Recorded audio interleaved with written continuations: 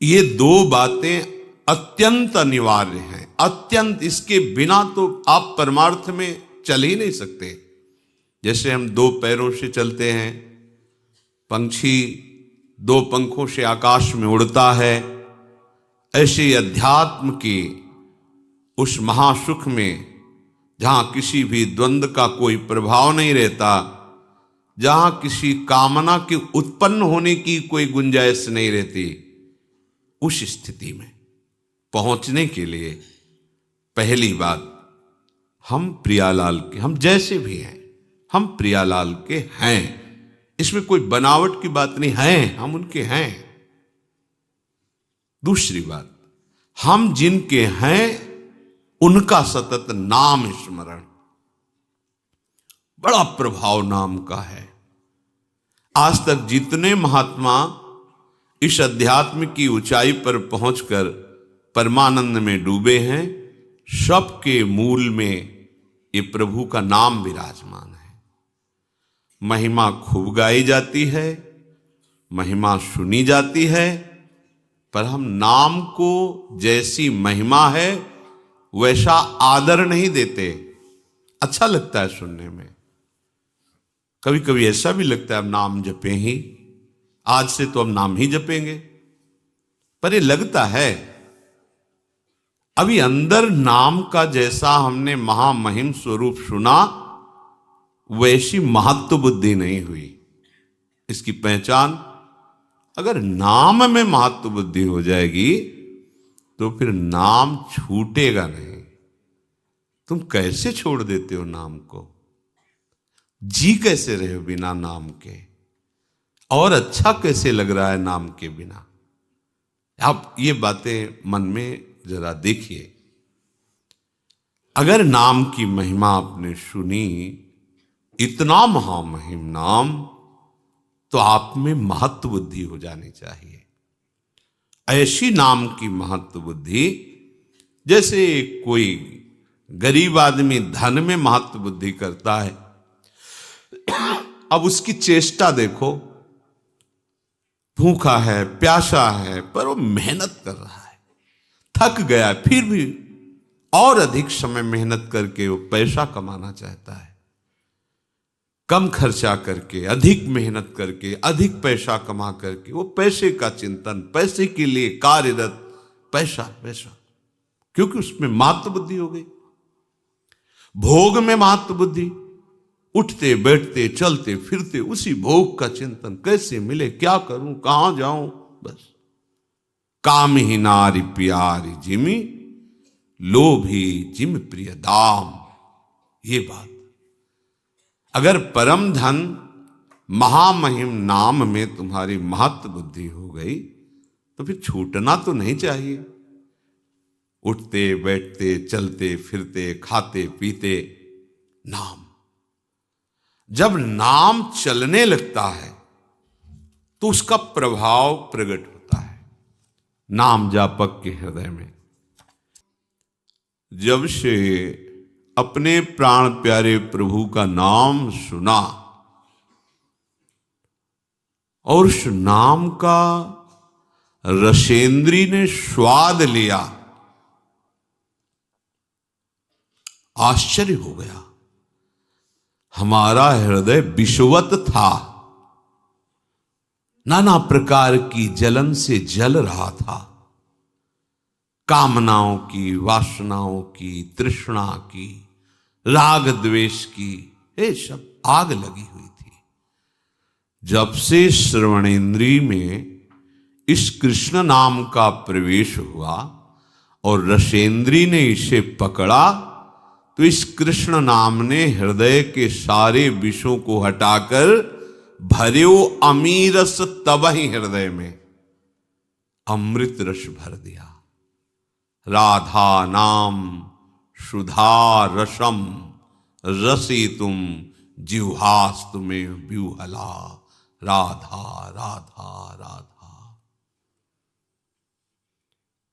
ये नाम हृदय में अमृत भर देगा, सच्ची बात, ये कोई कथा नहीं है। ये जीवन है उपासकों का, संतों का, सिद्धों का। ये जीवन है, प्रेमियों का जीवन है। विवश होकर के इस रस ने, नाम रस ने सब इंद्रिय मन अंतःकरण को अधीन कर लिया, छा जाता है, अपना अधिकार कर लेता है। पर पहले विष को मिटाता है। ये विषय विष जो कामना, वासना, तृष्णा की तरंगों से हमारे हृदय में फैलता रहता है, नाम जापक के हृदय को निर्विषय करके प्रेम अमृत से भरता है। प्रेम अत्यंत दुर्लभ वस्तु, और ये नहीं कि एक बार भरता है, भरत रहित तब ते सुख धाम प्रतिक्षण वर्धमानम। वो प्रेम अमृत हृदय में बढ़ता रहता है। उसका प्रभाव हुआ लोक परलोक के सब व्यक्तियों के नाम रूप, सब विषयों के नाम रूप सुख सब भूल गया। कौन रिश्तेदार, कौन नातेदार, कौन वस्तु प्रिय लगती थी, कौन पदार्थ प्रिय लगता था, सब भूल गया। लोक परलोक के सारे सुखों के नाम रूप, अमुक वस्तु उसका रूप उसका नाम, अमुक व्यक्ति उसका रूप उसका नाम, ये सब नाम ने भुलवा दिया, विस्मरण हो गया। स्मृति इतना निरंतरता में आई, ऐसा तारतम्य बना स्मृति का कि अब कोई जगह ही नहीं रह गई किसी और रूप और नाम, वस्तु, व्यक्ति, पदार्थ, स्थान, घटना, इनका चिंतन करने का अवसर ही नहीं रह गया, क्योंकि ऐसा तारतम्य बन गया। तैल धारावत स्मरण, अखंड स्मृति, अव्यावृत भजनात्, बार बार नाम चल रहा है, तो जगह बची नहीं कि और कुछ स्मृति रह जाए। अब तो बस गूंज मची है हृदय में नाम की, ऐसा ही होता है, गूंज मची, नाम गूंज रहा है। देखो तो कभी आंख खोल के देखो या आंख बंद करके देखो, नाम की ध्वनि अनवरत चल रही है, रात दिन चल रही है। सच्ची, जब आप नाम से प्रेम करोगे तो नाम कोई जड़ वस्तु नहीं है, चिदानंद है। नाम आपसे प्रेम करने लगेगा। सोवत हु रसना रटे, राधा कृष्ण सुनाम।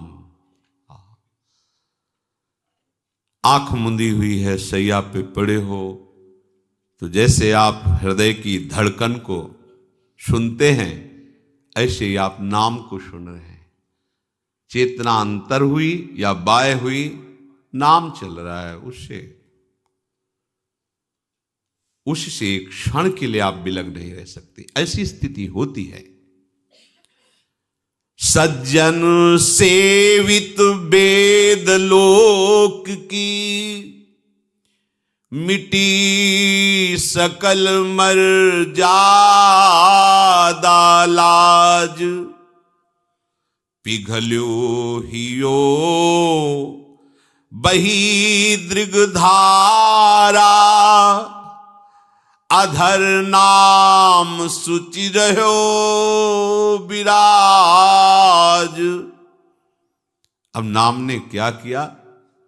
वेद का ये सिद्धांत है, उस उपासना का ये सिद्धांत है, ये सब भूल गया।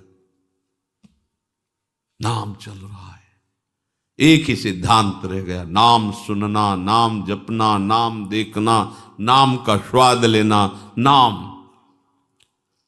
नाम ने क्या किया? अब इतना प्रेम भर गया कि रुक नहीं रहा हृदय में, उफान आ गई। कठोर हो जाता है हृदय जब विषय सेवन किया जाता है, जब भोगों का चिंतन होता है, इंद्रियजन्य विषयों का चिंतन होता है, राग द्वेष का चिंतन होता है, तो हृदय कठोर हो जाता है, शुष्क हो जाता है। शुष्क हृदय में कामनाओं की बाढ़ आ जाती है, कामनाओं की बाढ़ आते ही वो दुख में डूब जाता है, इतना अशांत हो जाता है कि उसे कोई रास्ता ही नहीं मिलता, इतनी कामनाओं की भीड़ लग जाती है। अशांतस्य कुतः सुखम, जो अशांत है वो सुखी कहां हो सकता है। जहां कामनाएं हैं वहां संतोष कहां है। इसलिए ये नाम करता है, हृदय में ऐसी प्रेम की बाढ़ आई, ऐसा हृदय पिघल गया नाम की शक्ति से, बहा बहा घूम रहा है, द्रवित हो गया। बही दृगधारा, आंखों से अश्रु बह रहे, नाम चल रहा, राधा राधा राधा। अधर नाम सुचि रहे हो विराज, ओठों में नाम नृत्य कर रहा है, जिह्वा में, आंखों में अश्रु प्रवाह हो रहा, हृदय भाव से भरा जा रहा है, द्रवित होता जा रहा है हृदय। कोई भी विकार ऐसे द्रवित हृदय में अपना अधिकार नहीं जमा पाता, सब बह जाता है। शुष्क और कठोर हृदय में विकारों का राज्य होता है, द्रवित हृदय में प्रेम का राज्य होता है। अब नाम ने कैसी महिमा प्रकाशित की, शुद्ध ही नहीं रह गई। मैं कौन हूं, कहां हूं, मुझे क्या करना चाहिए, क्या कहना चाहिए, कुछ शुद्ध ही नहीं। पता नहीं ये नाम ने कैसा रोग पैदा कर दिया कि ये नित्य नूतन नया नया वियोग और संयोग कराता रहता है। तन मन के बिछुरे नहीं, पर चाह बढ़े दिन रैन, कबहू संजोग न मानही, पर देखें भरी भरी नैन। ये नाम ऐसा रोग पैदा कर दिया, ये कभी हंसाता है, कभी रुलाता है, कभी ये बहुत करुण भाव से पुकार करवाता है, राधा हा करुणामय, हा स्वामिनी। कभी पूर्ण चेतना सावधान, कभी अचेतन, कभी एकदम मौन समाधिस्थ, तो कभी चीत्कार हाहाकार हृदय में मचा हुआ है। कहां करूं, कहां जाऊं, कैसे पाऊं, अपने प्राणों के प्राण प्रभु को कैसे पाऊं। प्रभु अगर मिल जाए तो उनको हृदय में लगा लूं, अगर वो हृदय में लग जाए तो शायद ये रोग कुछ कम हो, पर ऐसा नहीं होता, ये रोग और बढ़ जाता है। प्रेम सदा बढ़े वो करे। अब उसके लिए कोई दूसरी बात, कोई दूसरा कृत्य नहीं रह जाता, छका रहता है। नाम का प्रभाव भई गति कैसी सुन सजनी, धुनी मनोहर कृष्ण नाम की, जब ते मधुर सुनी, भई गति कैसी सुनु सजनी। अचरज भयो अमृत ही में, पर प्रगटी अग्नि, बुझे न बिनु पाए यह दर्शन, सुधा दाह समनी।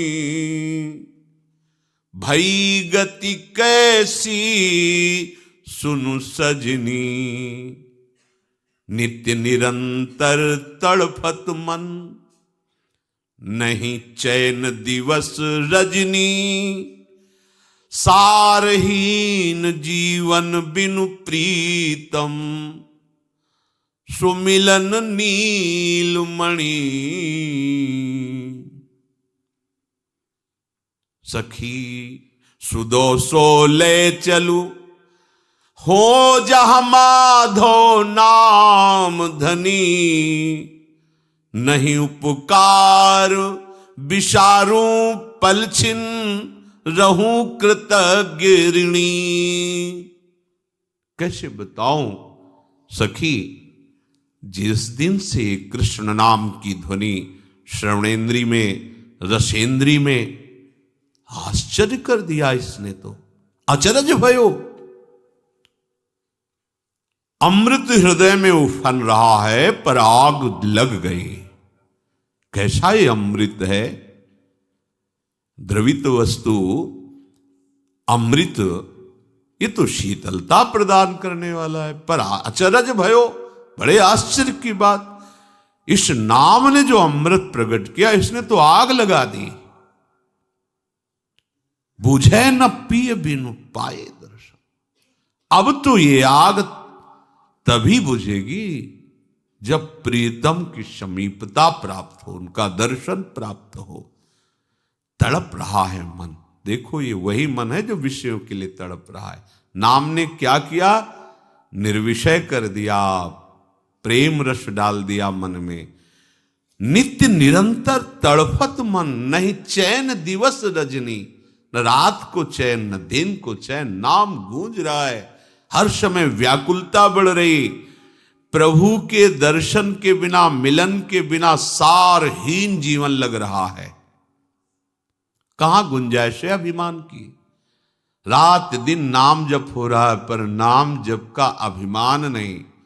जीवन सारहीन लग रहा है। बेकार गया आज का भी दिन, प्रीतम नहीं मिले। रात दिन भजन हो रहा है, देखो कैसा नाम महामहिम भाव प्रकट करता है।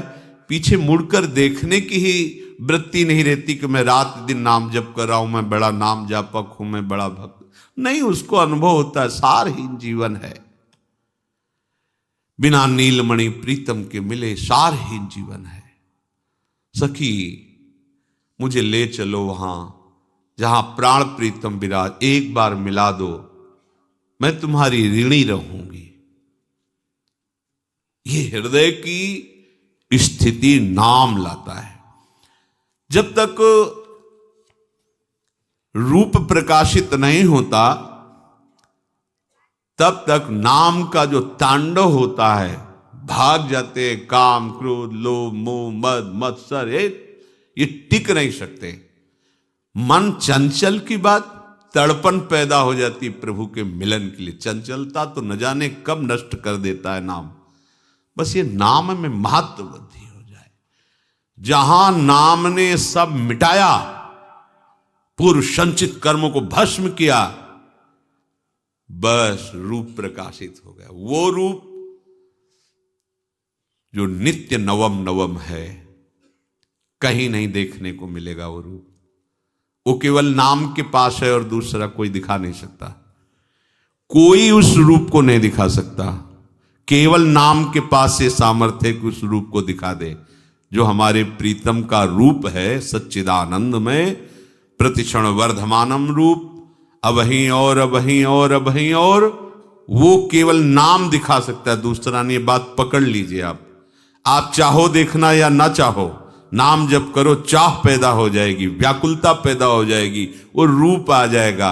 जिस मन को बार बार धिक्कारा जाता है कि कैसा मन है, प्रभु में लगता नहीं, अब क्या हुआ? नाम जपक के हृदय में बोले मेरो मन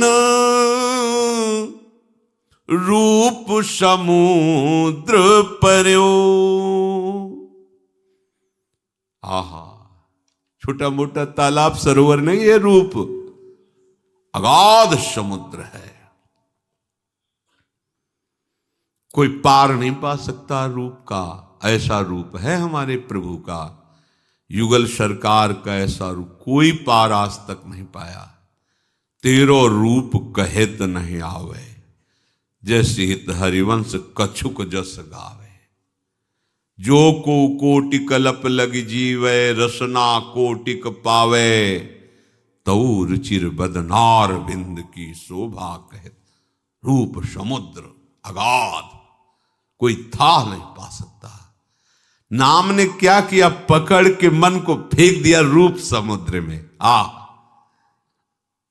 और इसमें तैरा नहीं जा सकता, इतना गाढ़ा है हाथ पैर नहीं चला सकते, इसमें सीधे डूबना ही होता है। ये वो समुद्र नहीं है तरल कि आप तैर सको।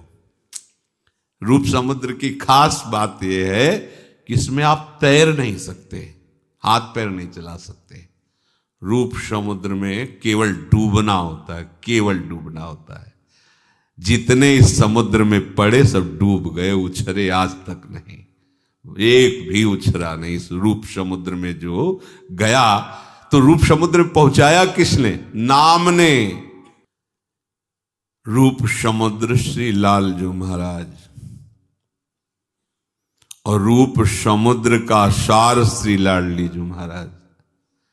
बोले अब तो नाम की कृपा से, गुरुदेव की कृपा से, नाम सुकृत धन अपनी जीवन, अतिहित मान देत वरदान। मुझे गुरुदेव ने नाम रूपी वरदान दिया। अब नाम की कृपा से रूप में मेरा मन कैसे गिरा? जैसे समुद्र में, अगाध समुद्र में कोई गिर जाए और तैरना ना आता हो तो डूब ही जाएगा। और इस रूप समुद्र में बड़ा भारी तैराक भी नहीं तैर पाता, क्योंकि इसमें तैरने की गुंजाइश ही नहीं, इसमें सीधे डूबना होता है। रूप समुद्र में एकटक। अब ज्ञानेंद्रियों की सफलता देखो, मन नेत्रेंद्री के साथ होकर उनको निरखता रह गया। नेकहु नाहि टर्यो, ये अखियां रूप के रंग रंगी। निरखे स्वरूप कुंवरी राधे को, ताही माही पगी पगी। ये अखियां रूप के रंग रंगी। छबीली ऐसी छवि बसी, अब आंखों को और कुछ अच्छा ही नहीं लगता। क्यों? क्योंकि मन नेत्रेंद्री के साथ रूप में डूब रहा है, अब कुछ नहीं।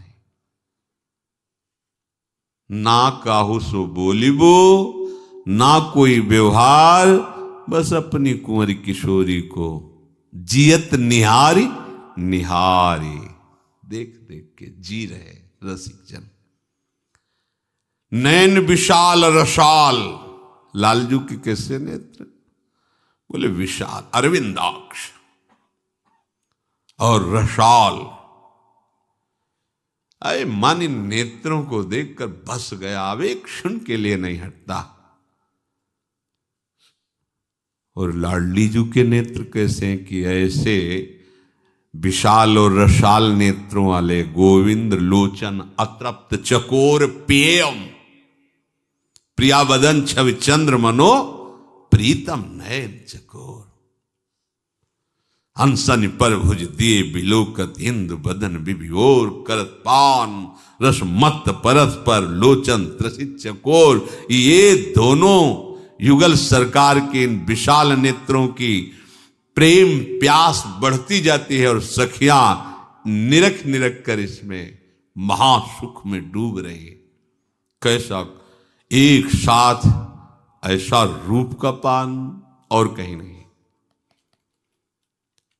प्रेमी जन तो लालजू के ही नेत्रों से पार नहीं पा पाते, उसी में डूब जाते हैं।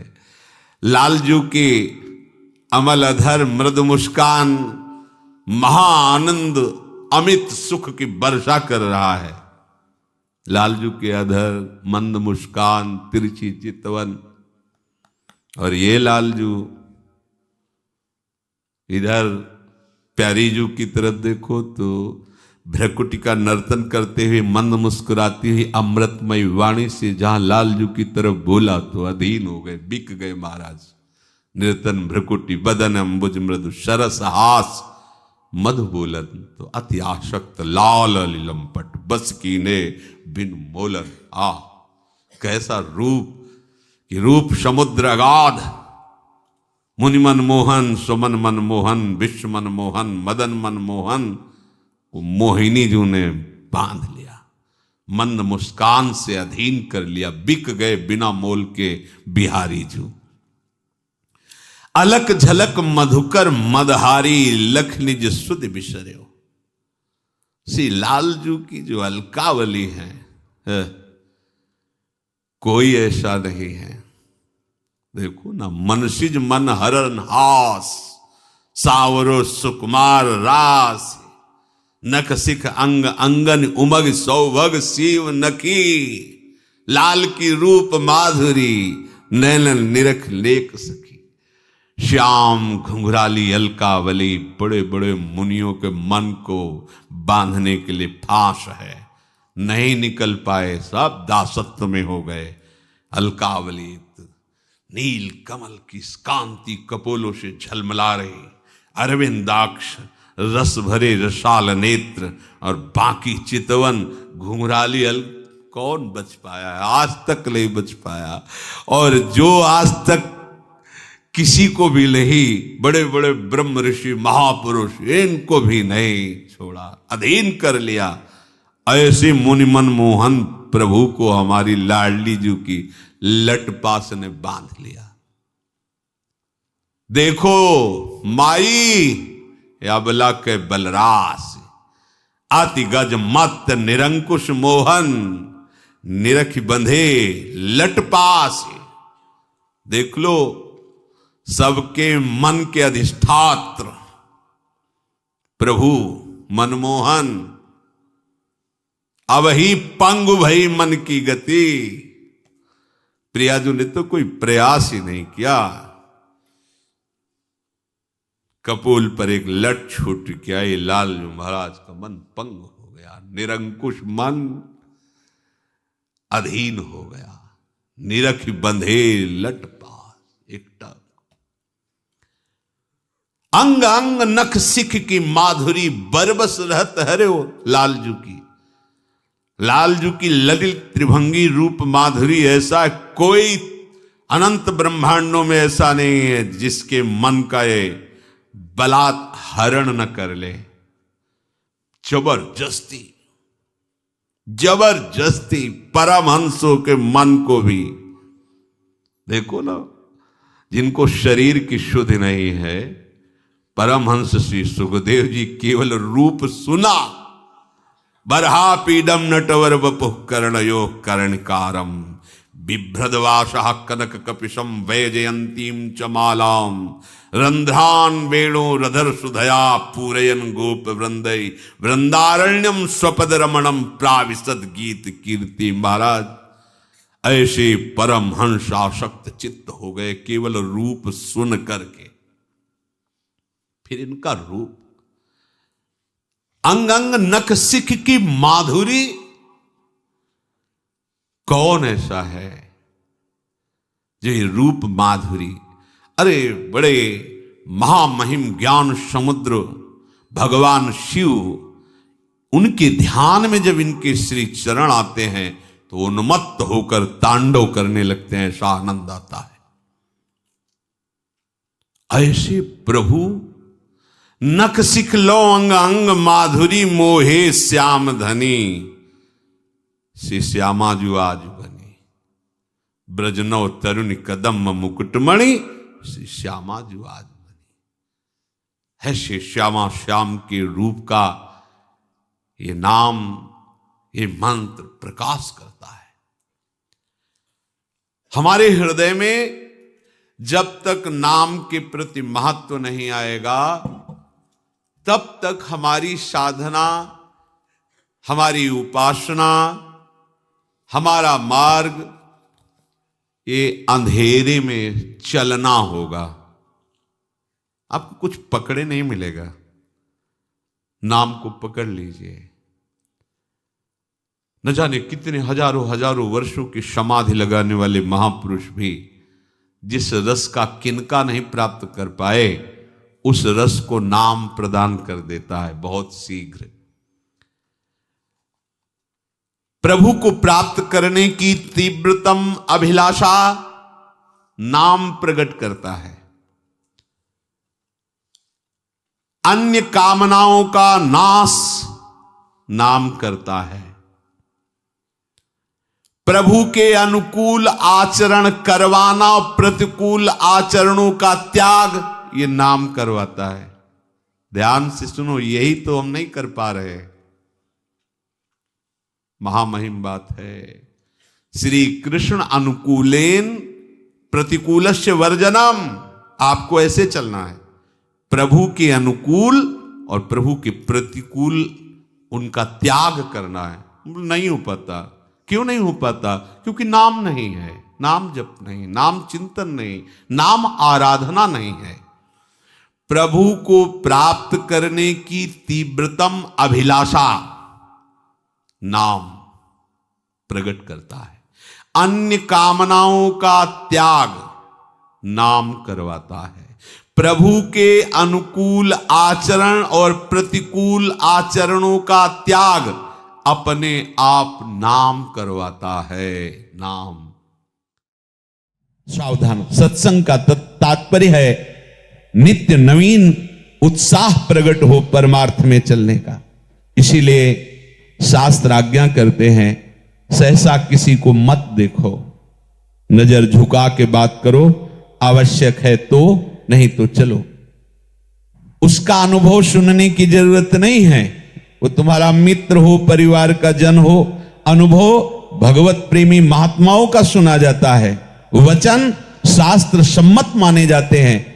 जो बातुल भूत विवश मतवारे, ते नहीं बोले ही वचन विचारे, तिनकर कहा सुनी नहीं काना।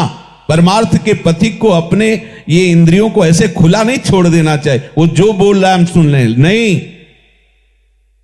केवल भगवद वार्ता, महापुरुषों के चरित्र, बस किसी के विषय की निंदा स्तुति सुनने में यदि तुम्हारी श्रवणेंद्री लगेगी तो तुम्हारे अंदर सामर्थ्य नहीं आएगी कि आप नेत्रेंद्री को रोक लें।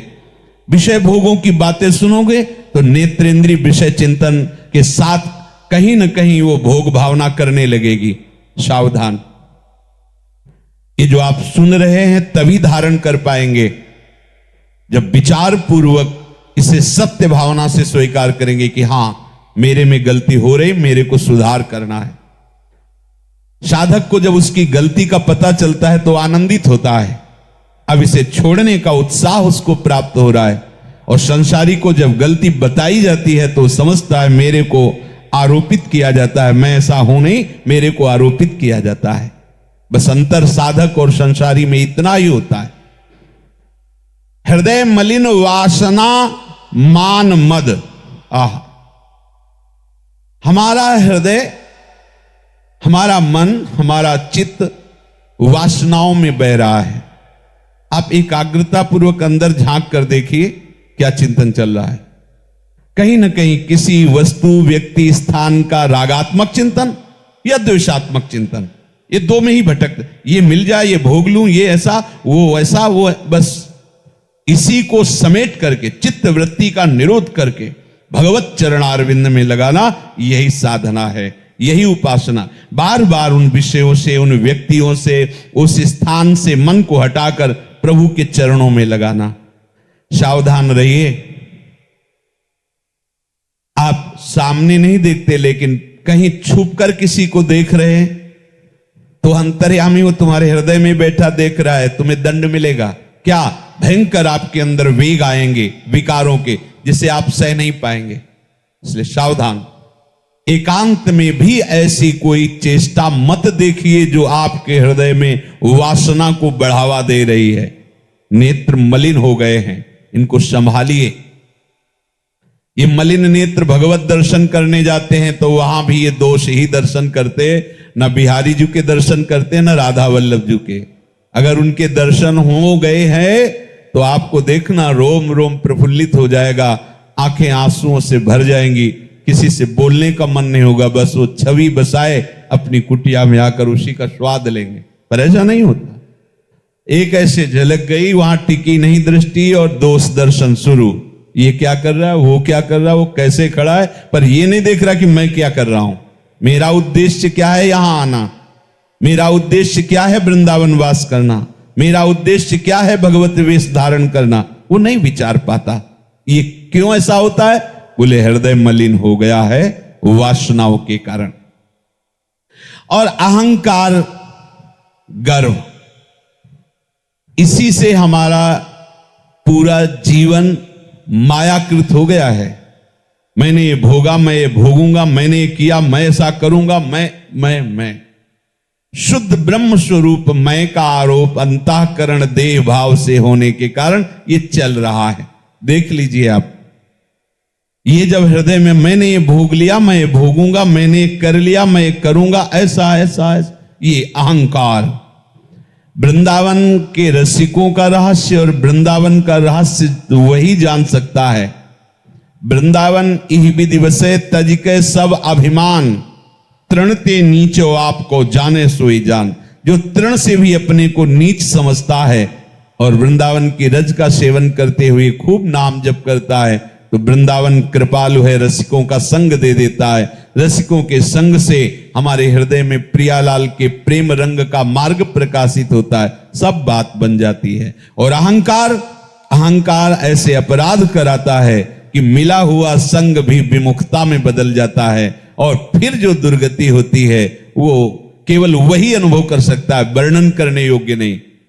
जैसे रसिकों के संग से सदगति का वर्णन नहीं किया जा सकता कि कैसी महामहिम में उसकी गति होती है, ऐसे भगवत भक्त विरोधियों की गति का वर्णन नहीं किया जा सकता। पर निंदा सुनि श्रवण मलिन भे, बचन दोष पर गाये, सब प्रकार मल भार लाग निज नाथ चरण बिसराए। हमारी जो श्रवणेंद्रिय है वो मलिन हो गई है।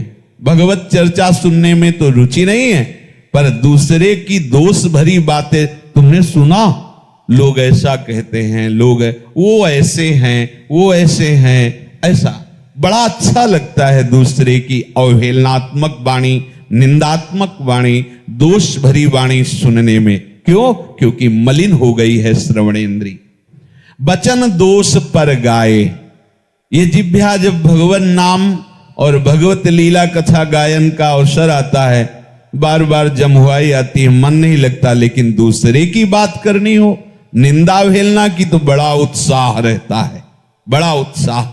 उत्साह ऐसा लगता है कि हमें राज्याभिषेक पद पर बैठाया जा रहा है, भाई आपका ये राज्य मिल जाएगा अगर इसकी निंदा कर लोगे।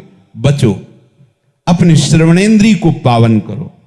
गोस्वामी जी कह रहे हैं कि सब प्रकार से हमारा हृदय, मन, बुद्धि, चित्त, अहंकार, इंद्रियां सब पापमयी हो गई। इसका प्रधान कारण अपने अंशी आराध्य देव से विमुख हो जाना, भगवत विमुख हो गए, इसीलिए हमारी ये सब दुर्दशा हो गई है। तुलसीदास व्रत दान ज्ञान तप शुद्धि हेतु श्रुति गावे, राम चरण अनुराग नीर बिनु मल अति नाश न पावे। गोस्वामी जी कह रहे हैं कि शास्त्रों में वर्णन किया गया है कि आप ये व्रत रहो, ये दान करो, ये शास्त्रों का ज्ञान प्राप्त करो, तपस्या करो, अनेक उपाय बताए हैं। परंतु मैं अपने अनुभव की बात कहता हूं, गोस्वामी जी कह रहे हैं बड़े बड़े व्रत दान यज्ञ ज्ञान तप आदि में ऐसी सामर्थ्य नहीं है वो आपको निष्पाप कर सके। तो क्या शास्त्रों में झूठ लिखा है क्या? बोले नहीं, वो पाप को तो नष्ट करते हैं पर पाप की प्रवृत्ति को नहीं।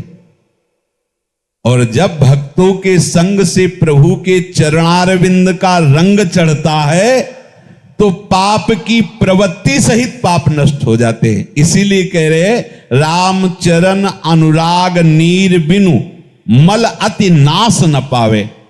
ऊपर ऊपर से काट दिया गया, नीचे और नए किनगे आ गए, तो हमें उसे जड़ से नष्ट करना होगा, पाप की प्रवृत्ति को नष्ट करना होगा।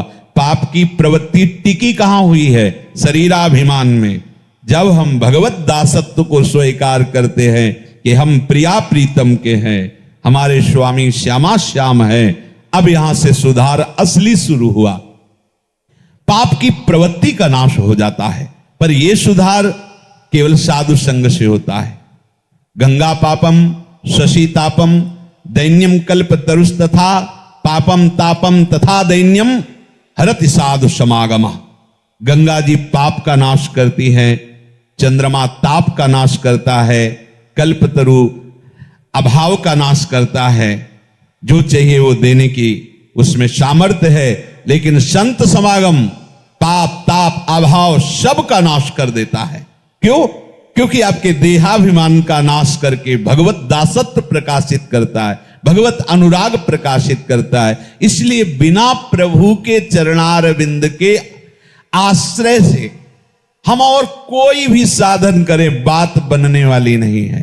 ये जो भगवान समझा रहे कि बहुत से वस्त्र तुमने त्याग दिए हैं, जैसे भोरी सखी जी कह रहे छाड़े कोटिन शरीर, करोड़ों शरीर तुमने त्याग दिए, अब क्यों इस शरीर पर ममता करके अपने परम लाभ से वंचित हो रहे हो? जो तुम्हें कर्तव्य प्राप्त हुआ है उस कर्तव्य को उत्साह संपन्न होकर कीजिए। शरीर को लेकर मत बैठ जाइए, मैं बीमार हूं, मैं असमर्थ हूं, मैं वृद्ध हूं, मैं ऐसा ऐसा नहीं। जब तक आपके हृदय में भगवद आश्रय नहीं होगा तब तक आप स्वस्थ होते हुए भी बीमार हैं, क्योंकि मन वासना से युक्त है तो बीमार ही है। बहुत जन्म नाच ले, अब नाचना बंद करो, अब प्रभु के सामने नाचो। माया के नचाए नहीं, तेरे नचाए नाचूं श्री राधा वल्लभ लाल, तेरे ही नचाए नाचूं श्री हरिवंश दयाल। अब नहीं। गोस्वामी जी कह रहे हैं, जो भगवान इस श्लोक में वर्णन करते हैं, पुराने कपड़ों का त्याग करके जैसे नए कपड़े पुरुष पहनता है, ऐसे जो मैं है वो पुराने शरीरों का त्याग करके नए शरीरों को धारण करता है। नाचत ही निस दिवस मर्यो, गोस्वामी जी कह रहे हैं, तब ही ते न भयो हरि थिर, जब ते जीव नाम धर्यो, नाचत ही निस दिवस मर्यो। रात दिन नाचते नाचते मर गया। ओह, देखो ना संसार की तरफ, किसी को विश्राम नहीं है, भागा घूम रहा है। पूछो, आओ आओ थोड़ी देर बैठ लो, सत्संग हो रहा है, नहीं समय नहीं। क्यों? काम है, काम सबको नचा रहा है। चैन से तुम बैठे हो क्यों? कोई काम नहीं, काम नहीं तो विश्राम, और काम तो नाचना है। जब तक तुम्हारे हृदय में प्रभु का विश्वास, प्रभु का आश्रय दृढ़ नहीं होता, तब तक ये नाच बंद नहीं होगा। नाचत ही निस दिवस मर्यो, मर गए। ये कब से शुरू है? बोले जब से जीव नाम पाया। जीव कब से पाया? इस शरीर पर अहम होने के कारण ही उस विशुद्ध भगवत स्वरूप अंश को जीव संबोधन किया गया। बहुवासना विविध कंचुकी, भूषण लोभादि भर्यो, चर अरु अचर गगन जल थल में कौन न स्वांग कर्यो।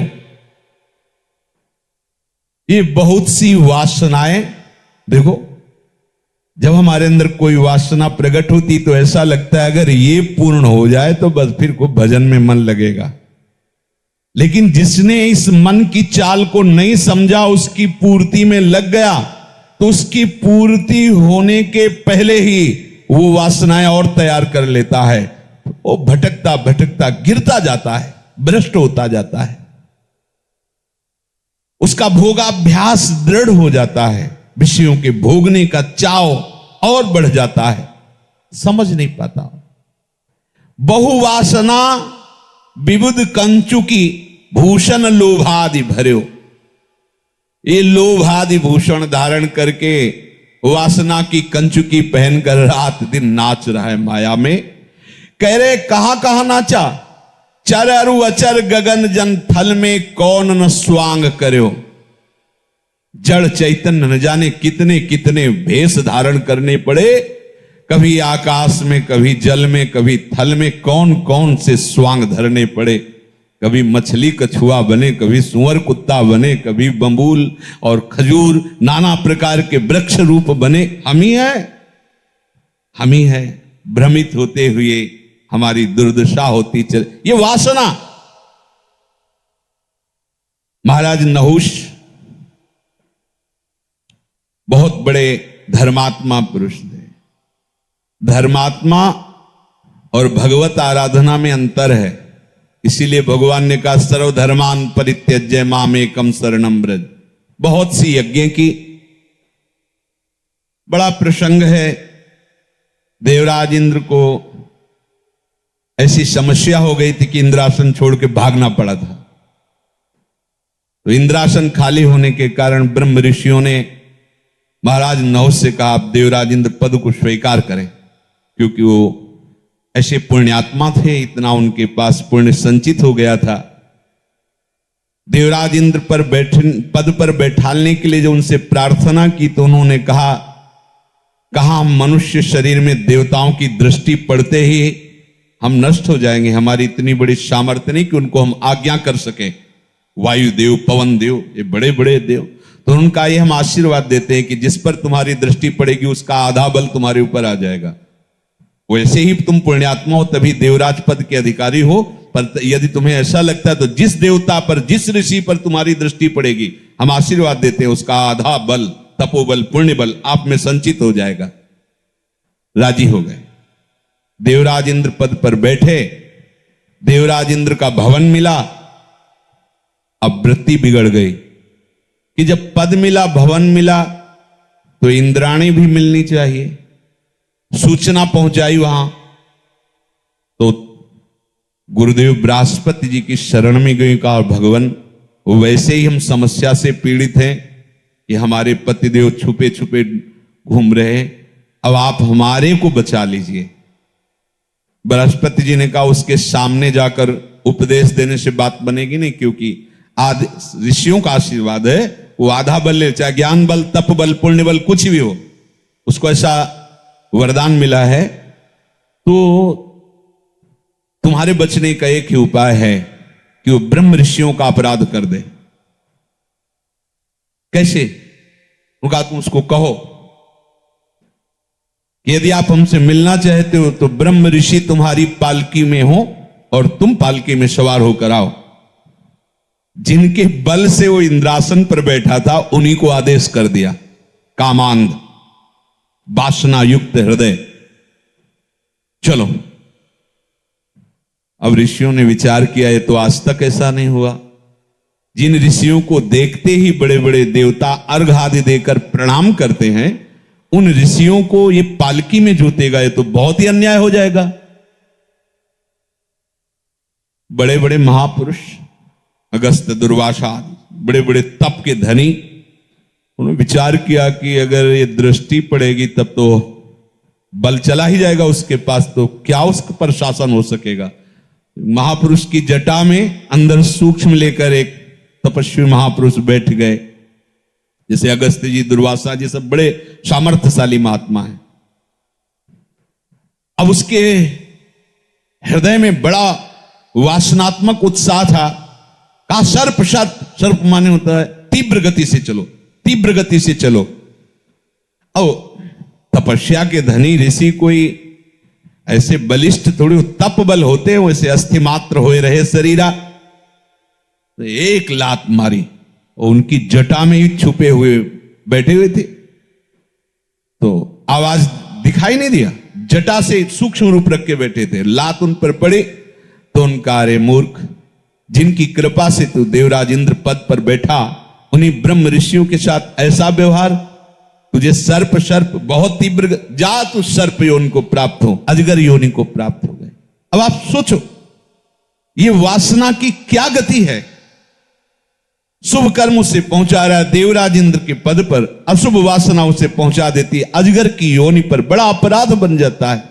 यह है नाच, ऊपर नीचे। तभी कह रहे गगन, आकाश में, मतलब ऊपर के लोकों में, जल में, थल में, कैसे कैसे स्वांग रचे, कौन कौन से शरीर धारण किए।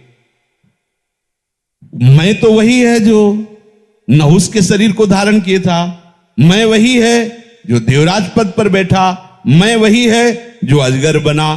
तो वासांश जीर्णानि, ये कपड़े त्यागते चले जा रहे। देव दनुज मुनि नाग मनुज नहीं जाचत को बर्यो। ऐसा नहीं कि पीछे देवी देवताओं की आराधना नहीं हुई, पीछे किसी राजा महाराजा धनी जमींदार की आराधना नहीं हुई, सबकी आराधना की है, पर अपने प्राणाराध्य हरि की आराधना नहीं की। बिना इनकी आराधना के ये जन्म मृत्यु का चक्र नहीं छूट सकता। जितने भी देवी देवता आदि की आराधना है वो ऐसी है जैसे बनिया की दुकान और आपके जेब का पैसा, बस इतना ही संबंध है।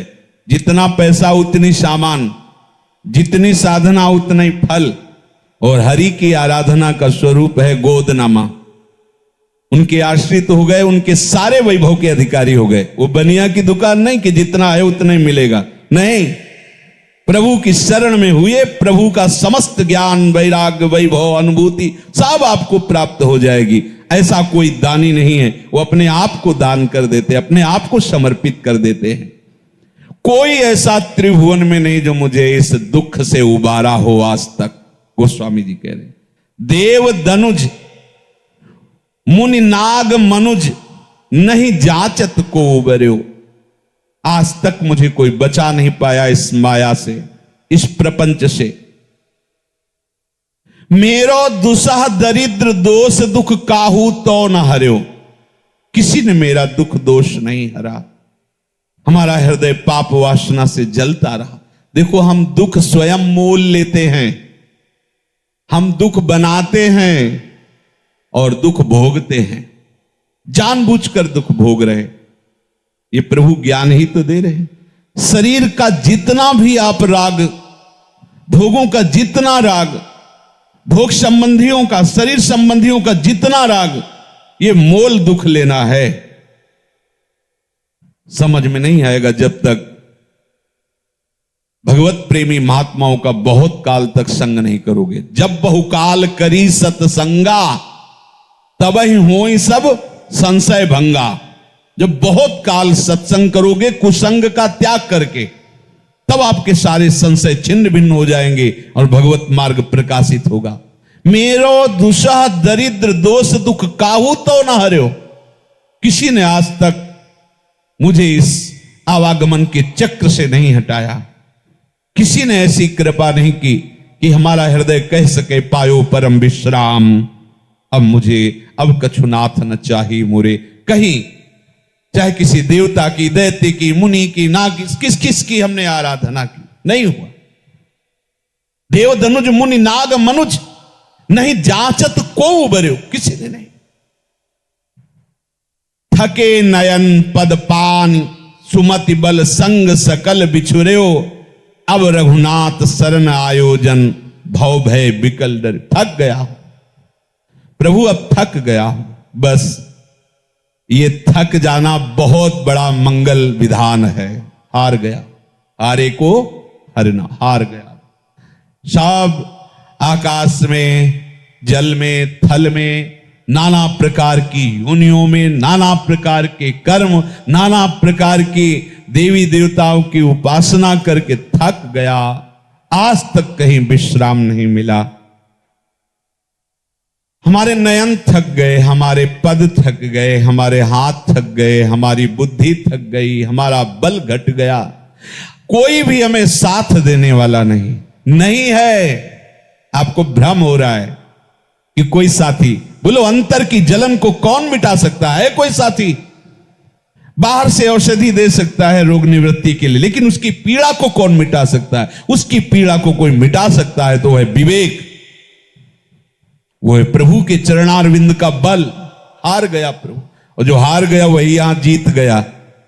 जो हार गया वही यहां जीत। अभी हारे नहीं, अभी धन बल, बुद्धि बल, जन बल, परिवार बल, ये सब, और ये सब धोखे का बल है। कोई साथ देने वाला नहीं। हृदय से इस बात को स्वीकार करो, कोई साथ देने वाला नहीं। ये बहुत बड़ा भ्रम है कि तुम्हारा कोई साथी है। स्वार्थ का तो हो सकता है, परमार्थ का कोई नहीं हो सकता। जिसको तुम अपना बल मान रहे हो एक क्षण में नष्ट हो सकता है, वो बेचारा तुम्हारा क्या सहयोग करेगा? जिस शरीरधारी को तुम अपना बल मान रहे हो, धन को बल मान रहे हो, या और भी, ये सब क्षण में नष्ट हो जाने वाले हैं। ये तुम्हें क्या सहयोग कर देंगे? वो अविनाशी परम तत्व जो तुम्हारा मित्र है, हर समय तुम्हारे साथ है, तुम्हारे हृदय में ही है, बाहर भीतर सब जगह उसका ही एक छत्र राज्य है, तुम उससे प्यार क्यों नहीं कर रहे? क्योंकि हम हार नहीं पा रहे। गोस्वामी जी कह रहे मैं हार गया, अब रघुनाथ शरण आयोजन भव भय विकल, मैं डर गया। हां डरो, यही डरे ही डर हरिवंशी जिनो भ्रमय गुण सलिल पर। ये जो अहंकार से छाती ताले हो, ये काल से नहीं बचा सकती। पर प्रवाह काल के कदाप छूटी है नहीं, व्यास नंद नाम जो प्रतीति सो नरट ही। यदि विश्वास पूर्वक प्रभु की शरण में होकर उनका नाम जप नहीं करते हो, तो कोई भी तुम्हें इस प्रबल काल के प्रवाह से नहीं बचा सकता, कोई नहीं बचा सकता। जेहि गुणते बस हो रीझ कर सो मोहि सब बिसर्यो, तुलसीदास निज भवन द्वार प्रभु दीजय रहन पर्यो। हे नाथ, आप जिन भगवत सद्गुणों से प्रसन्न होते हैं वो सब मैं तो भुला चुका हूं। मेरे अंदर कोई सद्गुण नहीं जिससे मैं कह सकूं कि आप इससे रीझ जाओ। अपने लोग ऐसे ही हैं। अगर कोई आप में सद विचार है, सद साधन है, सद आचरण है, तो आप ये भगवत कृपा से प्राप्त किए हैं, ये आपके नहीं है, ध्यान रखना। अगर इनका गर्व करोगे तो ये भी अंतर ध्यान हो जाएंगे, क्योंकि सब दिव्य हैं। सत्य मार्ग पर चलना, प्रेम मार्ग पर चलना, जितेंद्रीय होना, भगवत भजन होना, भगवत आराधना होना, ये तुम्हारा गुण नहीं। जैसे देहाभिमानी ये समझ लेता है कि मैं ये कर रहा हूं, जब हट जाऊंगा तो बंद हो जाएगा, नहीं होगा। ये सब भागवतिक है। सोचता है कि मेरे द्वारा प्रजा का पालन हो रहा है, जब मैं मर जाऊंगा तो मेरे परिवार प्रजा का कौन पालन? नहीं, ये सब तुम्हारा भ्रम है।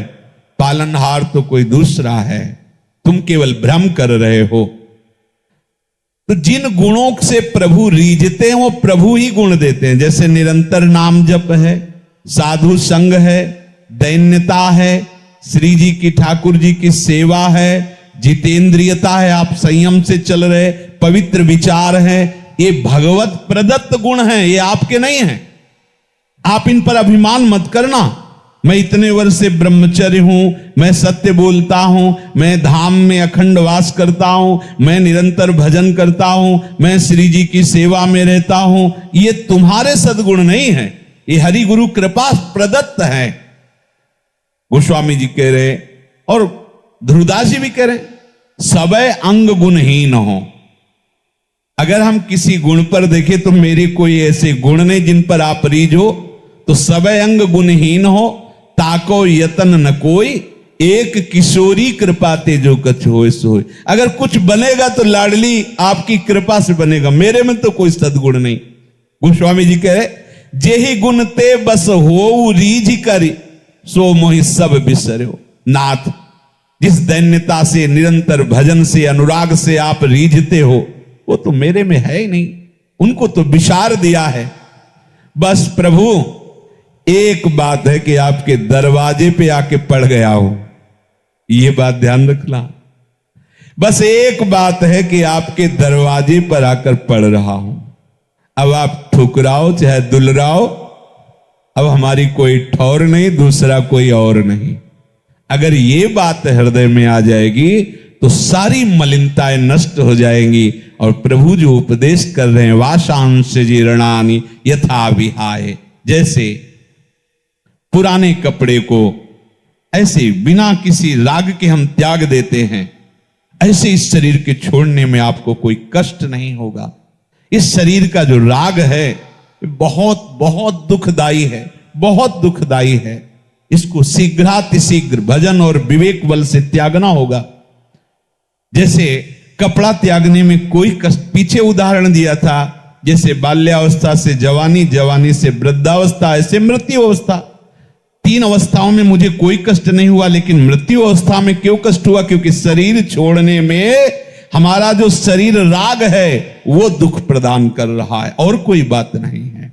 ऐसे ही जैसे कपड़ा पुराना त्यागने में कोई कष्ट नहीं होता अपने को, ऐसे ही शरीर को त्यागने में कोई कष्ट नहीं। जो कष्ट का हमें आभास होता है वो शरीर राग होता है। इसलिए इस शरीर राग को मिटाएं। कैसे मिटाएं? जो पहला पद था कि हमारी इंद्रियां सब मलिनता, हमारा मन सब मलिनता का चिंतन करता है, मलिन आचरण, मलिन विचार, तो कैसे ये विशुद्ध परमार्थ की बात आएगी? इसलिए हम जो सत्संग में सुने उसका मनन करें और इसी जन्म में हम भगवद आनंद को प्राप्त हों, इसी जन्म में हम प्रियालाल की चरण सेवा में पहुंचे। शेष चर्चा आगे। श्री राधा वल्लभ लाल।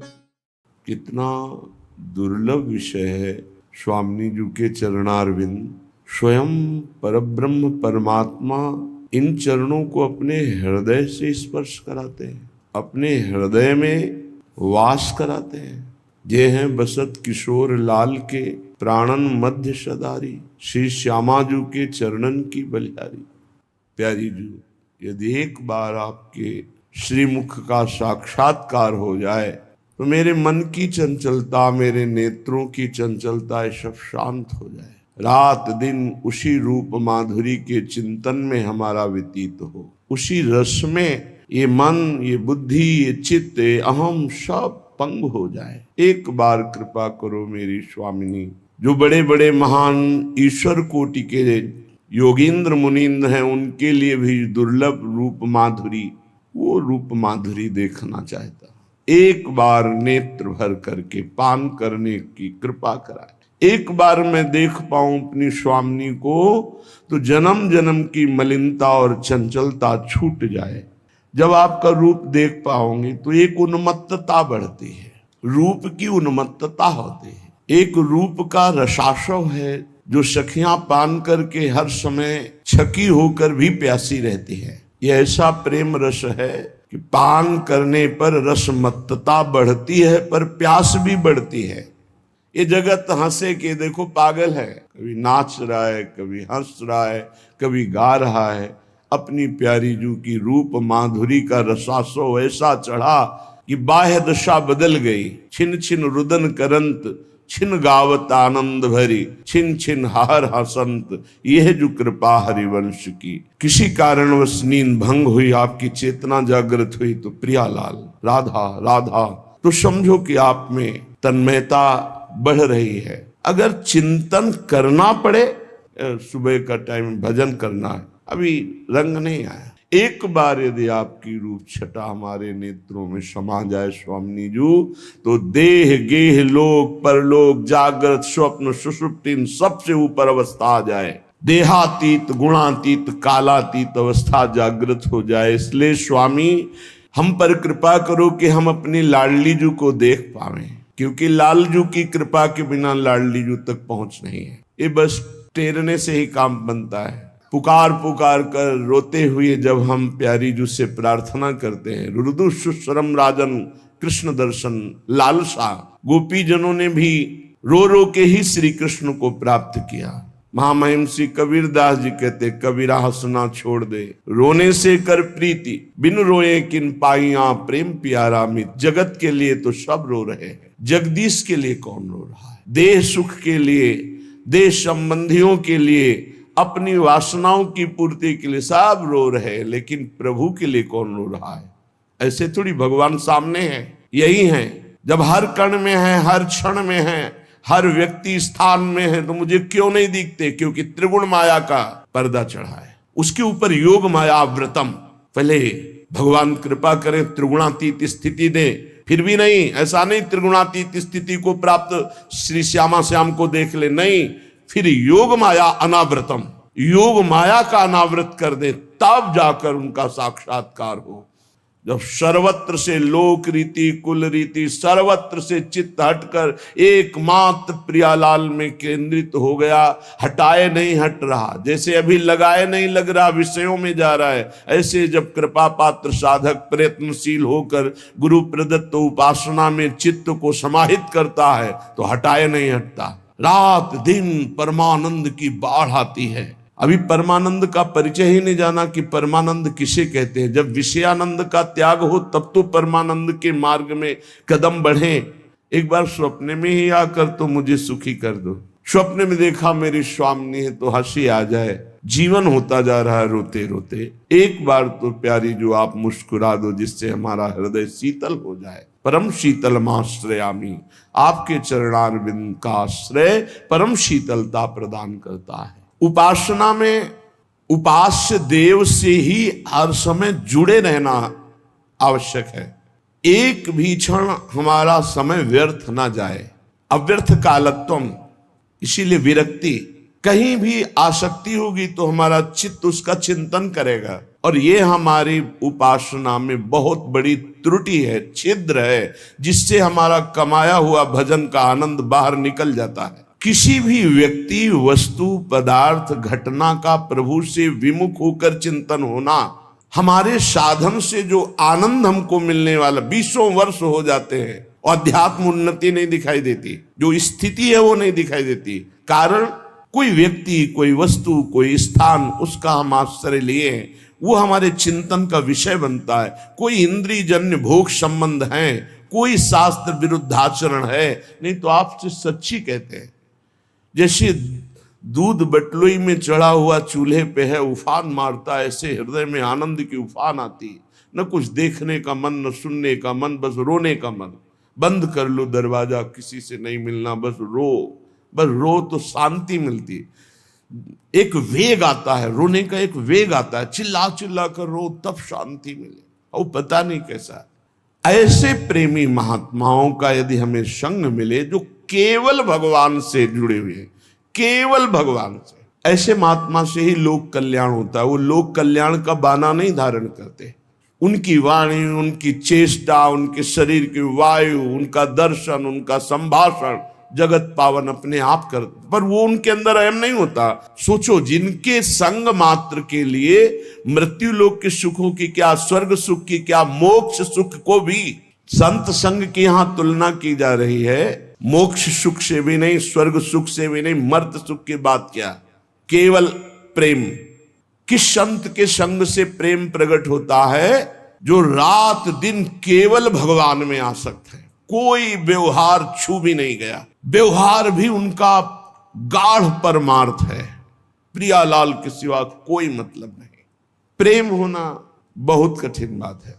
गुरु मान लेना, थोड़ी देर प्रणाम नमस्कार, भेंट पूजा, ये सब माया का खेल है, इससे कुछ। प्रेम होना, आसक्ति हो जाना, उनके वचन पे चलना, वो हमारे दिमाग में बैठ गए हैं, वो हमसे कभी दूर ही नहीं है, हमारे मानस पटल पर छाए हुए। अब जैसे गुरुदेव, ऐसा थोड़ी कि हम दर्शन करने जा रहे हैं तो ही दर्शन हो रहे हैं, नहीं तो दर्शन नहीं, उनके सिवा कोई दर्शन ही नहीं। सच मानिए, उनके सिवा कोई दर्शन ही नहीं है, सब दर्शन। दर्शन तो सिर्फ गुरुदेव का, जहां से दर्शन होना वहीं वो बैठ गए, तो किसका दर्शन हो?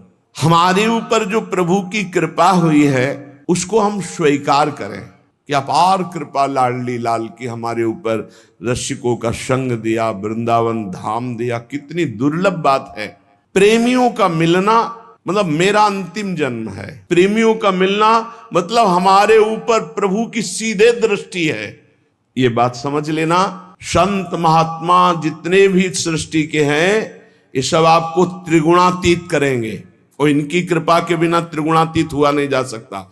लेकिन योग माया का पर्दा स्वयं प्रभु हटाते हैं, स्वयं प्रभु। हम भगवान को देखने की योग्यता नहीं रखते हैं। पहले तो त्रिगुण माया का पर्दा पड़ा है, काला तमोगुण, रजोगुण लाल, सतोगुण श्वेत। अब इन तीनों पर्दों को हटाने की सामर्थ्य भगवत प्राप्त महात्मा में है। भगवत प्राप्त प्रवचन से केवल नहीं हटने वाला, ध्यान रखना, भगवत प्राप्त महात्मा से है। और भगवत दर्शन केवल भगवान से होंगे, दूसरे किसी से नहीं हो सकते, क्योंकि योग माया का अनावृत करना है केवल भगवान के हाथ में, दूसरे के हाथ में नहीं। भगवान के ज्ञान में ये तीन बातें हैं, मल, विक्षोभ, आवरण। विक्षोभ जिसे उसे विक्षेप कहते हैं, ये बिना संत के संग के नहीं नष्ट होंगे। ये जब तक बने रहते हैं तब तक भजन में सुख, भगवद आनंद या एक आनंद की उफान, एक दिव्यता, ये नहीं आने देते। प्रायः लाखों में कोई एक दो इन तीनों को क्रॉस कर पाता है, गुरुजनों संत जनों की कृपा प्रसाद से। नहीं, इधर ही रहता है, मल विक्षेप आवरण में ही रहता है। जब गुरु प्रदत्त नाम मंत्र का खूब रात दिन जप करोगे तो मल का नाश होगा। और जब सत्संग सुनोगे, सत्संग से जो आपको ज्ञान प्राप्त हो रहा है, तो मन बार बार जो चंचल होकर अन्य अन्य व्यक्ति वस्तु स्थान में जाता है, इसे विक्षेप कहते हैं। लेकिन आवरण जो अहंकार है, ये सबसे बड़ा दोष है। ये पूरे ढके रहता है ज्ञान को, ये कृपा से नष्ट होता है। जब हम किसी महापुरुष की आज्ञा पर रहते हैं, उनकी आज्ञा से चलते हैं और वो कृपा कर देते, तो हमारा अहंकार नष्ट हो जाता है। मल विक्षेप आवरण, ये तीनों जब नष्ट हो जाते हैं, तब वो आर्त भाव से प्रभु को पुकारता है। तब वो पर्दा हटाते हैं, योग माया अनावृत, तो भगवत साक्षात्कार हो जाता है। ये केवल भगवान के हाथ में है भगवत साक्षात्कार, ये किसी साधना के हाथ में नहीं है। जीवन में सबसे बड़ा लाभ संत मिलन, संत संग, संत सेवन, और सबसे बड़ी हानि असंत मिलन, असंत संग, असंत सेवन। संतों के हृदय में भगवान बेपरद होकर वास करते हैं। जहां भगवान बसते हैं वहीं सारे सद्गुण बसते हैं। ऐसे संतों की संगति मिल जाए तो सहज में बंधन मोक्ष में बदल जाता है। और अगर कुसंग मिल जाए तो मोक्ष प्राप्ति के नजदीक से वो आपको बंधन में डाल दे। बहुत विचित्र है कुसंग, बहुत विचित्र है। हम देखते हैं कि संत मिलन भी हो गया और हमारा कल्याण नहीं हुआ, हमारा दोष नहीं नष्ट हुआ। तो इसका मतलब है कि अभी हम उनकी आज्ञा पर नहीं हैं। जो आज्ञा कर रहे हैं उनका हम पालन नहीं कर रहे। आज्ञा पालन का मतलब है उनका स्पर्श हो जाना।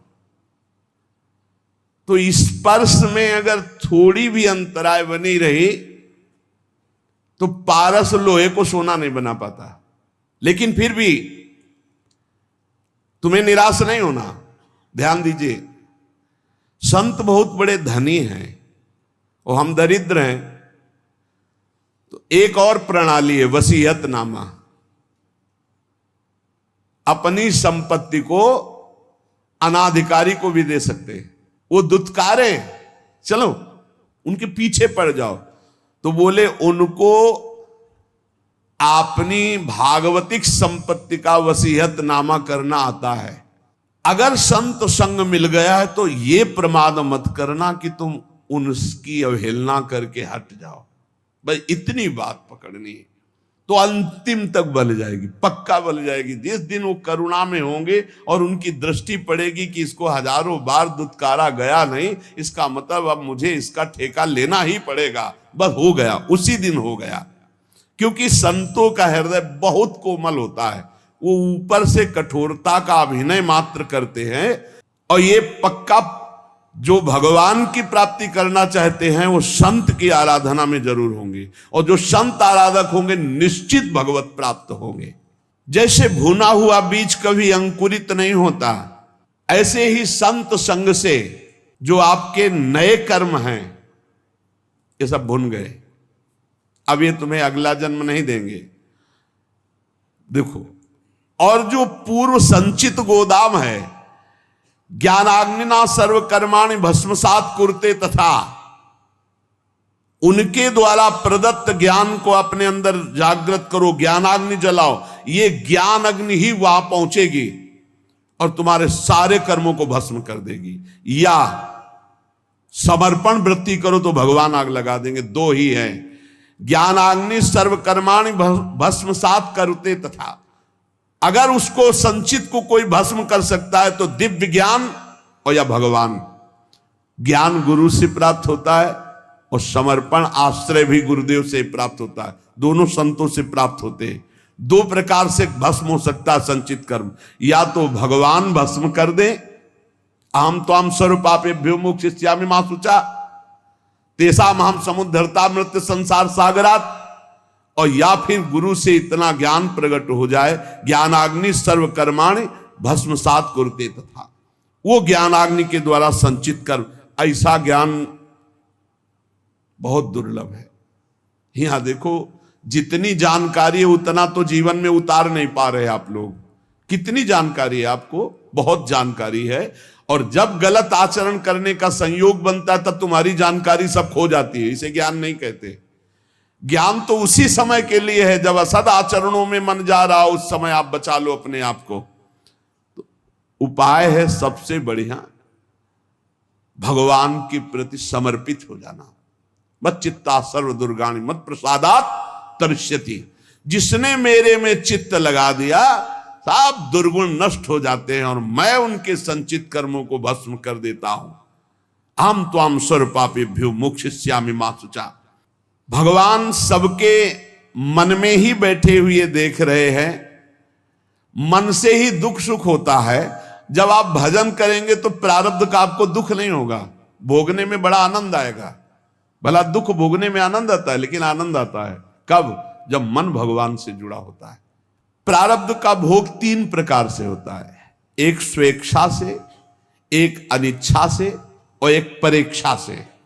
स्वेच्छा जानबूझ करके अपने शरीर को नष्ट करना, बहुत बुरा प्रारब्ध होता है, बहुत बुरा प्रारब्ध होता है। स्वेच्छाकृत प्रारब्ध बहुत भयानक होता है। यह तभी मिट सकता है जब किसी महापुरुष का संग मिल जाए और उनके वचनों से हमारा चिंतन बदल जाए। और एक होता है अनिच्छाकृत। अब वो छलांग लगाई थी कूद करके जल में, और उसको पता नहीं था जहां छलांग लगाई ऊपर से नीचे 2-3 हाथ के नीचे वो सीमेंट की बहुत बड़ी बांध थी। वो सीधे 50 हाथ ऊपर से कूदा, खोपड़ी के बल उसे खोपड़ी फटी, मर गए। यद्यपि उसकी इच्छा नहीं थी, प्रारब्ध ने मार दिया।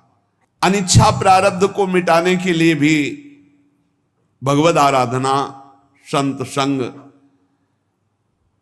कई बार आपसे प्रार्थना की है, अगर आप याद किए हो सत्संग में, कि आप जब अपने घर से निकले तो 5 महाभागवतों का नाम जरूर ले ले। बिल्कुल आपका हर प्रारब्ध संयमित हो जाएगा। आप ध्यान रखना, हमारी हाथ जोड़ के प्रार्थना है कि इतना बड़ा विघ्न जिसे कोई विघ्नराज नहीं काट सकते, वो भक्तों का स्मरण काट सकता है। ये जो परेच्छा का प्रारब्ध है, ये आता है कि जैसे हमने पूर्व जन्म में किसी को अपमानित किया, गाली दी है, दुख दिया है, पाप कर्म, वो हमको आके बिना हमारे किसी उपद्रव के वो आके गाली देगा, वो हमारी निंदा करेगा, वो बेमतलब, हमारा उससे कोई मतलब नहीं, पर वो परीक्षा का प्रारब्ध है। इसे भोगना सीखे, इसे मिटाना ना चाहे। परीक्षा का प्रारब्ध बेमतलब वो बैर कर लेगा, बेमतलब आपकी निंदा करेगा, बेमतलब अपराध, तो शांत भाव से सह जाओ, इसे सहना सीखो। दूसरे के द्वारा दिया हुआ जो हमको दंड है वो हमारा ही कर्म है, परीक्षा प्रारब्ध, वो पूर्व का कर्जा चुक रहा है। कभी किसी को कटु शब्द नहीं बोलना, कभी किसी से कोई मतलब नहीं है, लेकिन परीक्षा प्रारब्ध जब होगा तो निंदा होने लगेगी, वो मारने पर तुल जाएगा, वो आपको चोट पहुंचा सकता है और आपसे कोई मतलब नहीं उससे, पर वो परीक्षा प्रारब्ध, इसे भोग लेना चाहिए। स्वेच्छा प्रारब्ध मिटाओ सत्संग के द्वारा, संत कृपा के द्वारा। अनिच्छा प्रारब्ध मिटाओ खूब भजन साधन अनुष्ठान करके, और परीक्षा प्रारब्ध को भोग लो, जो शरीर पे जैसे भी विधान आवे, और इसी जन्म में भगवत प्राप्ति कर ले। और हमें तो लगता है कि ना स्वेच्छा, ना अनेक्षा, ना परीक्षा, भगवत इच्छा में स्थित हो जाए, जोई जोई प्यारो करे सोई मोई भावे, तो सब खत्म हो गया। सच्ची मानिए, फिर ये दिमाग में नहीं आएगा कि हम इसका मंगल करें, क्योंकि ये तो प्रभु को समर्पित हो गया है। अब क्या मंगल करना? अब कोई इसका मंगल कर रहा है तो प्रभु का विधान है, हम राजी हैं उसी में जिसमें प्रभु हमारे राजी हैं। एक सज्जन इन प्रारब्ध की बातों को सुन करके कहा कि दुख आवे तो आशीर्वाद माने, भगवान का मंगल विधान माने, स्वरूप माने, ये तो हमारी बात समझ में नहीं आई। दुख आवे तो भगवान का मंगल, अरे भगवान इतने आनंद स्वरूप है, दुख काहे को देंगे? हम मंगल विधान भगवान का माने। तो ये ध्यान में रखने लायक बात है कि भगवान कृपा करके बहुत बड़े पाप को छोटे से मिटाने में, अपने जब हम भक्ति में लगते ना, बहुत बड़े पाप को छोटी घटना में मिटाते, तो हम पर कृपा हुई ना भगवान का मंगल विधान पर। हम जानते नहीं हैं। दो मित्र थे, आगे चलकर एक शराब पीने लगा, वैश्यागमन करने लगा और धनी मानी घर का था, और एक गरीब घर का था। वो गंगा स्नान करना, नाम जप करना, धर्म पूर्वक चलना, ऐसा। बहुत वर्षों के बाद दोनों की मिलान हो रही थी। देखा कि वो दोस्त, तो जब ऐसे देखा तो जो गंगा नहा के आ रहा था उसका पैर पड़ा खजूर के कांटे में, पूरा खजूर का कांटा, और वो राम राम कह के बैठ गया।